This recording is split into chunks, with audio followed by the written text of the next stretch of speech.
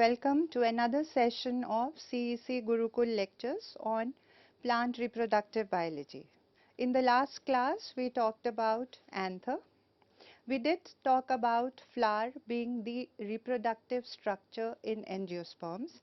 As you would recall, a flower comprises of 4 different whorls.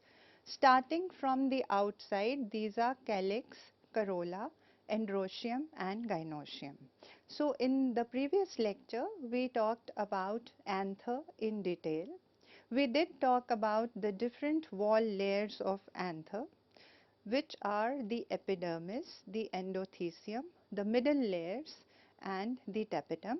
And of course, in the anthosporangium, there are the microspore mother cells which are present, which eventually are converted into microspores and later into pollen grains. Now, the development of anther and eventually pollen development, this is a very critical step in the reproduction of plants, because it is this particular step which will further lead to successful fertilization and also for a successful development of seed set. This development actually, this is divided into 2 phases. In phase 1, we talk about the morphology of anther, which we did in the last lecture to some extent, and then of course there are microspore mother cells which undergo meiosis, which we will take up today. And in phase 2, the pollen grains, they differentiate as the anther enlarges, and when the anther is fully mature, it dehisces to release the pollen grains. The second phase of anther development, now this too involves 2 sequential steps, the first being microsporogenesis and the second being microgametogenesis. Microsporogenesis is the formation or development of haploid microspores from the microspore mother cell, or we also refer to it as the spore mother cell. It is also called as the pollen mother cell.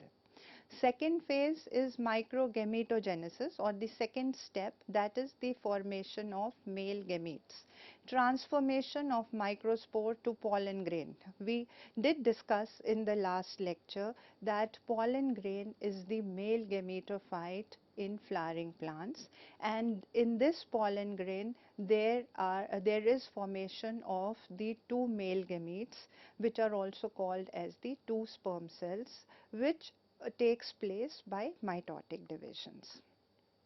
Now in this particular slide, you can see that in figure A, there are these microspore mother cells which are connected with each other through plasmodesmatal connections, and these cells are also connected with the tapetal cells which are present on the outside. If you would recollect, tapetum is the innermost anther wall layer, and just inner to tapetum is the sporogenous tissue which is present, right? And then what is happening here is that these cells are connected to each other through plasmodesmatal connections, and these plasmodesmatal connections, they occur between each of the spore mother cells and also between the tapetal cells. Eventually, as you can see that these channels, they enlarge, and then what happens that sometimes there is intermixing of cytoplasm between these spore mother cells. Soon there is formation of a callose wall outside these spore mother cells, and in C portion of this slide, you can see the dark one is the callose which is developing outside the microspore mother cells, and this also exhibits the first stage of meiosis. And in D section, there is formation of a spore tetrad, that is meiosis leads to formation of 4 microspores, and this whole process of formation of microspores from the microspore mother cell is called as the microsporogenesis. On the right hand side of this particular slide, you can see that in the last picture there is formation of a spore tetrad which you can see.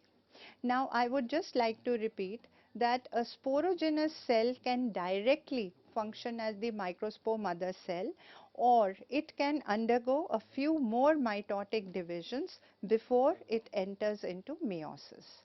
This division of the microspore mother cell by meiosis is followed by cytokinesis, that is, there is formation of walls which separates the cells, and the process is called as microsporogenesis.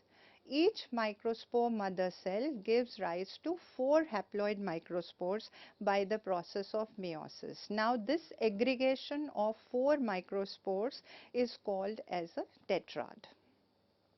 Now, significant changes they occur in pollen mother cells during prophase 1. If we look at pre-leptotene stage, the cells, they possess a dense cytoplasm, they have a prominent nucleus, and there is a cell wall which is made up of cellulose.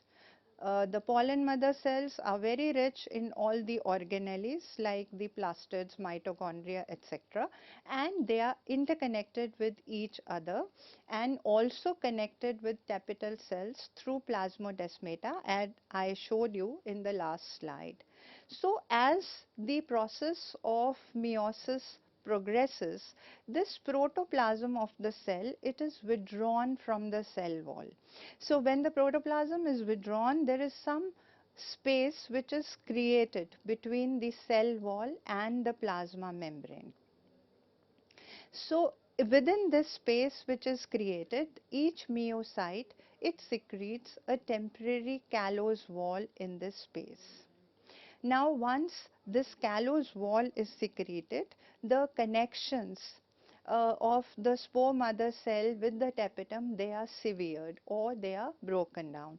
So now the spore mother cell is no longer in contact with the tapetum because of the formation of this callose wall. But the plasmodesmatal connections between each of these spore mother cells or the meiocytes, at this stage they enlarge further, and these small connections eventually they give rise to channels, and these are called as cytomictic channels, because the cytoplasm of each of these spore mother cell can be traveling in these channels.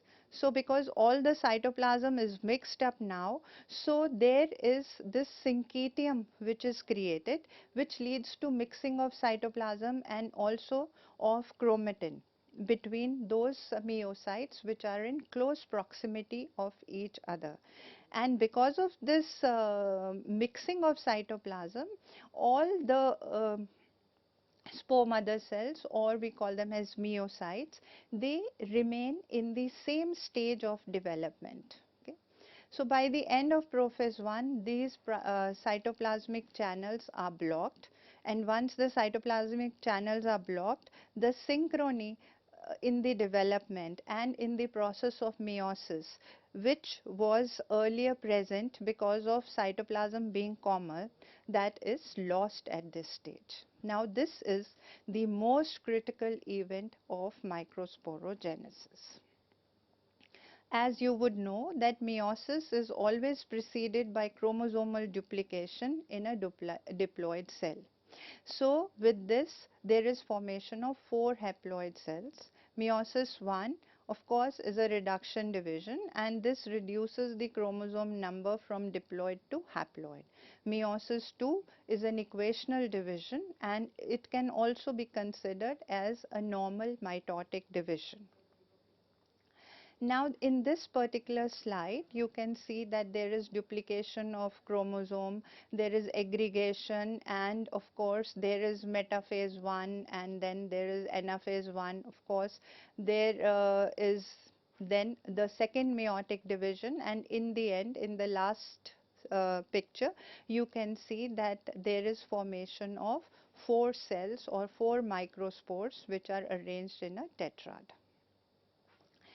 Now, while the meiosis is occurring, there is also cytokinesis which takes place, and this occurs through the formation of intersporal walls which are composed of callus.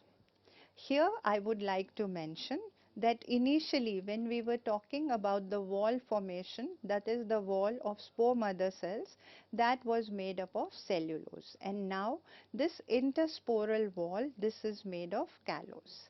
Cytokinesis can occur immediately after meiosis 1, and then it can occur again after completion of meiosis 2, or it can occur after both the divisions have taken place. Now, based on the timing of occurrence of walls, two types of cytokinesis are seen during the process of microsporogenesis. This is successive or it can be simultaneous. Now, talking about the successive type of wall formation, during microsporogenesis, the cytokinesis occurs after each meiotic division. That is, there will be wall formation after meiosis 1, and then there will be wall formation after meiosis 2. After meiosis 1, wall formation occurs between the two nuclei, and we have a dyad cell which is formed. The wall formation is centrifugal. So, whenever there is a centrifugal wall formation, the cell plate occurs in the center and then it extends laterally from the center. The division in the two dyad cells, now because these two cells have been separated by the formation of a wall, the cytoplasm is not in contact in each of these cells. So, the stage of the next division may or may not be synchronous. Such cytokinesis generally results in the form of tetrads, which can be isobilateral, they can be linear, or sometimes they can even be T-shaped. This is seen in allium and in wheat species. Now, this particular picture is of successive type of cytokinesis in Commelia. You see that in A there is one spore mother cell, and then when meiosis 1 takes place, there is formation of a dyad. That is, this cell has been split into two by the formation of a cell wall, and now we have two separate entities which are separate from each other by the formation of a wall in between. Now, the cytoplasm in each of the two cells is not in contact, and in the C picture you can see that in one there is duplication of chromosome happening, while in the other one there is a spindle formation which is occurring. So, the synchrony has been lost, and then there is spindle formation in each of the two cells, and eventually there is formation of 4 microspores or a tetrad which is formed. Now, here you can see that when there is successive type of this cell division, that is, you have wall formation in succession, that is one after the other, there can be you can see all the 4 types of arrangements of the tetrads. They can be linear, that is, they are arranged in one row.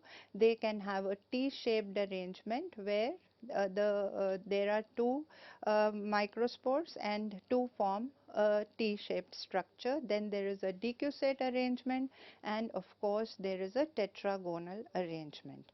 Now, after this we will talk about the simultaneous type of division. Simultaneous means occurring at the same time. So, the cell formation takes place after both the divisions have taken place, and now in this particular slide only you can see that there is a comparison between the type of tetrads which are formed after successive type of division and after simultaneous type of division. Simultaneous type of division leads to formation of tetrahedral, tetragonal and rhomboidal type of tetrads. Now, like I just mentioned that in simultaneous wall formation, cytokinesis occurs after both the meiotic divisions are complete. So, once meiosis 1 takes place, there is no wall formation which occurs. Okay, the wall formation will occur only after both the divisions of meiosis have taken place. Now, the other important thing which is to be mentioned here is that wall formation is centripetal in nature. When we say it is centripetal in nature, that means the development of the wall, it starts from the periphery and then it grows eventually towards the center. The simultaneous wall formation results in more variable tetrad morphology, which I had just shown you, giving rise to tetragonal, rhomboidal and tetrahedral tetrads. This is present in most dicot species like Nicotiana, whereas the successive type of wall formation is more common feature of the monocots. Now, this is a diagram depicting simultaneous type of cytokinesis in Drimys. So, you see that there in A there is single nucleus which you can see, in B there is spindle formation, and then of course division, there are two nuclei which you can see in D, but there is no wall formation even after two nuclei have been formed.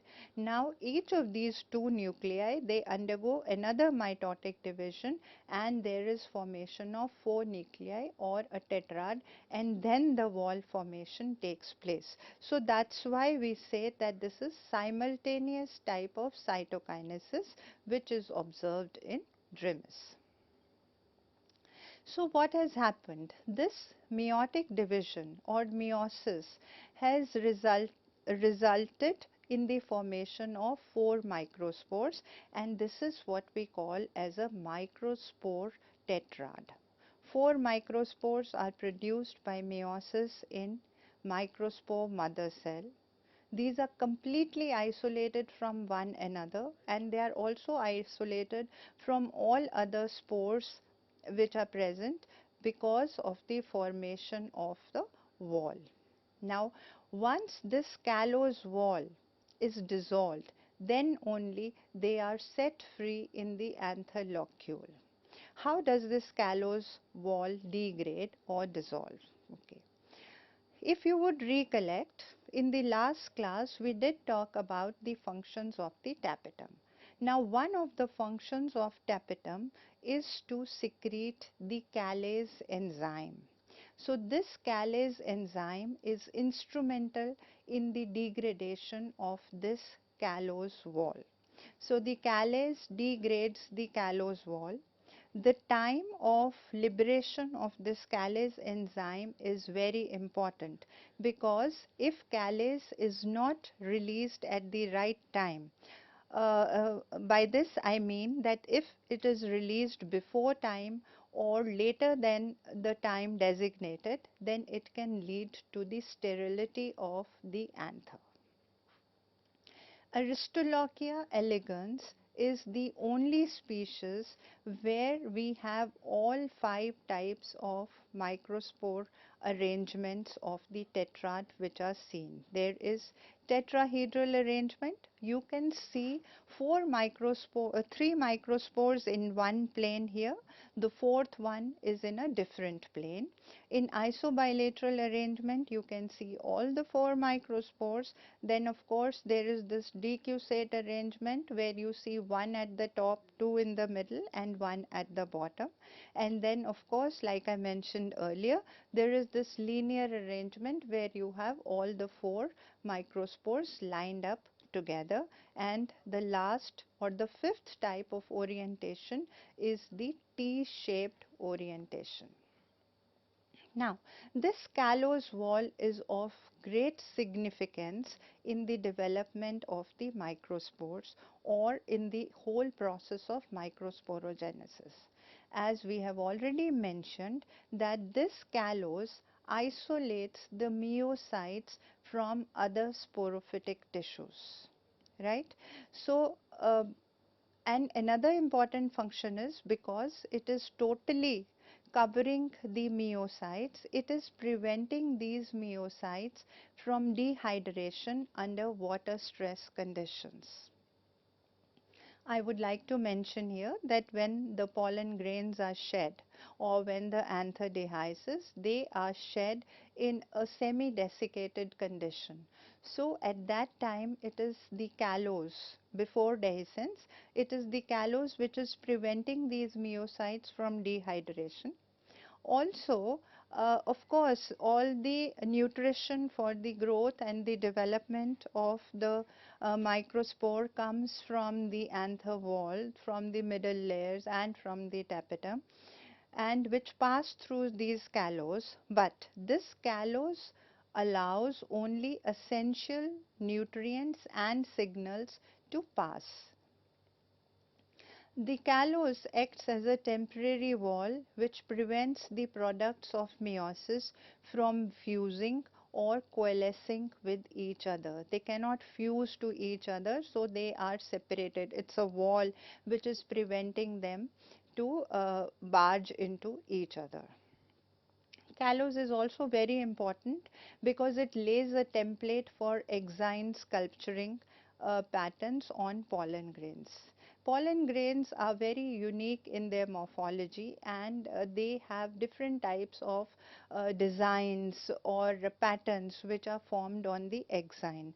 So this callose, it provides a base or a template for these sculpturing which happens on the exine. Exine is the outer wall layer of the pollen grain.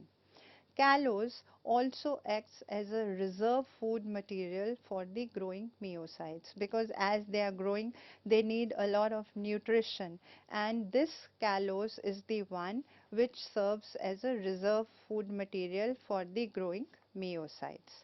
Okay. So we have just talked about the meiosis, the process of spore mother cell converting into 4 microspores, that is formation of a tetrad. And we will continue with the next topic, that is polyspory, in the next lecture. Thank you.